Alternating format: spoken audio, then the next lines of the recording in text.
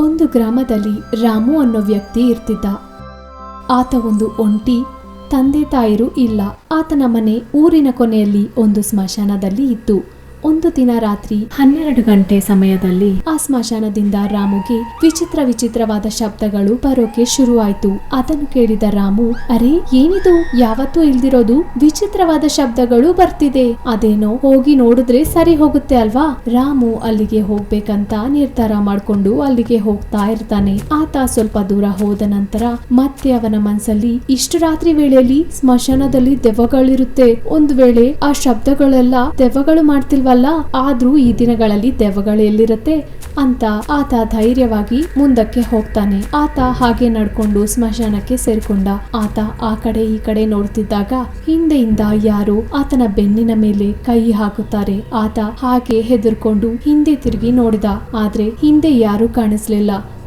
ಆತನು ಹಾಗೆ ಸ್ವಲ್ಪ ಮುಂದೆ ಹೋಗ್ತಿರ್ಬೇಕಾದ್ರೆ ಇದ್ದಕ್ಕಿದ್ದಂತೆ ಆತನ ಮುಂದೆ ಒಂದು ವ್ಯಕ್ತಿ ಬಂದ. ಆತನನ್ನು ನೋಡಿದ ರಾಮು ಹಾಗೆ ನಡುಗ್ತಿದ್ದಾನೆ. ಆಗ ಆ ವ್ಯಕ್ತಿ ರಾಮು ಒಂದಿಗೆ, ಏನು ನನಗೋಸ್ಕರನೇ ಬಂದ್ಯಾ ಅಂತ ದೆವ್ವವಾಗಿ ಬದಲಾಗ್ತಾನೆ.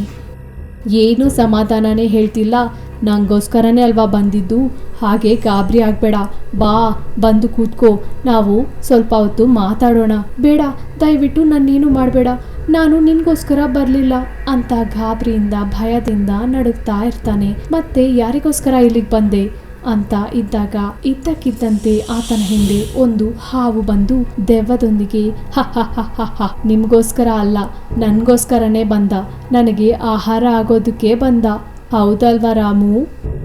ರಾಮು ಇನ್ನೂ ಭಯ ಪಡುತ್ತಾ, ನನ್ನ ಹೆಸರು ನಿಮಗೆ ಹೇಗೆ ಗೊತ್ತು, ಅಸಲಿಗೆ ನೀವ್ಯಾರು, ನನ್ನ ಏನ್ ಮಾಡ್ಬೇಕನ್ಕೋತಿದ್ದೀರಾ, ಭಯ ಪಡಬೇಡಿ, ನಾವು ನಿನ್ನ ಏನು ಮಾಡಲ್ಲ, ಕೇವಲ ಸಾಯಿಸಿ ತಿಂತೀವಿ ಅಷ್ಟೇ ಅಂತ ಅನ್ನುತ್ತೆ. ಆ ಮಾತುಗಳಿಗೆ ರಾಮು ಭಯದಿಂದ ಓಡೋಗ್ತಿದ್ದಾಗ ದೆವ್ವ ಅದರ ಶಕ್ತಿಯಿಂದ ಆತನನ್ನು ಕಟ್ಟಿ ಹಾಕಿ ಆತನೊಂದಿಗೆ ಇಲ್ಲಿಗೆ ಬಂದ, ಯಾರು ಹಿಂತಿರುಗಿ ಹೋಗ್ಲಿಲ್ಲ. ಆ ನಂತರ ದೆವ್ವ ಹಾವು ಇಬ್ರು ಹೀಗೆ ಮಾತಾಡ್ತಿರ್ತಾರೆ. ಅದು ಸರಿ, ಇವ್ನ ನಾನೇ ತಿಂತೀನಿ, ಯಾಕಂದ್ರೆ ಇವ್ನ ಮೊದಲು ನಾನೇ ನೋಡಿದ್ದು, ನಾನೇ ತಿಂತೀನಿ. ಅದೇನೂ ಇಲ್ಲ, ಆತ ನನಗೋಸ್ಕರ ಬಂದ, ಅದಕ್ಕೆ ನಾನೇ ತಿಂತೀನಿ ಅಂತ ಮಾತಾಡ್ಕೊಳ್ತಾ ಇರುತ್ತೆ. ಆ ಮಾತುಗಳಿಗೆ ರಾಮು ಅಳುತ್ತಾ, ದಯವಿಟ್ಟು ನನ್ನ ಬಿಟ್ಬಿಡಿ, ನನ್ನ ಏನು ಮಾಡಬೇಡಿ, ನಿಮ್ಮ ಮಾತುಗಳಿಗೆ ನನಗೆ ತುಂಬ ಭಯ ಆಗ್ತಿದೆ. ಅಯ್ಯೋ ಪಾಪ, ನಮ್ಮ ಮಾತುಗಳಿಗೆ ರಾಮುಗೆ ಭಯ ಆಗ್ತಿದ್ಯಂತೆ. ಸರಿ ರಾಮು, ನಾವು ಹಾಗೆ ಮಾತಾಡಲ್ಲ, ನೀನು ಒಂದು ವಿಷಯ ಹೇಳು, ನಮ್ಮಿಬ್ರಲ್ಲಿ ನೀನು ಯಾರಿಗೆ ಆಹಾರ ಆಗ್ಬೇಕಂತ ಇದೆಯಾ? ಅಯ್ಯೋ ದಯವಿಟ್ಟು ನನ್ನ ಬಿಟ್ಬಿಡಿ, ನಾನು ಯಾರಿಗೂ ಆಹಾರ ಆಗಲ್ಲ, ನಿಮ್ಗೆ ಕೈ ಮುಗಿತೀನಿ ಅಂತಿರ್ತಾನೆ ರಾಮು.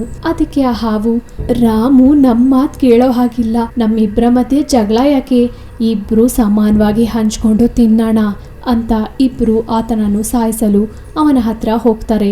ರಾಮು ತನ್ನ 2 ಕಣ್ಣು ಮುಚ್ಕೊಂಡು ಜೋರಾಗಿ ಅಮ್ಮ ಅಂತ ಕಿರ್ಚ್ತಾನೆ. ಆಗ ಎಲ್ಲ ನಿಶ್ಶಬ್ದವಾಗುತ್ತೆ. ರಾಮು ಕಣ್ಣು ತೆಗೆದು ನೋಡ್ತಾನೆ, ಅಲ್ಲಿ ಯಾರೂ ಕಾಣಿಸಲ್ಲ, ಹಾವು ಇರಲ್ಲ, ದೆವ್ವನೂ ಇರಲ್ಲ.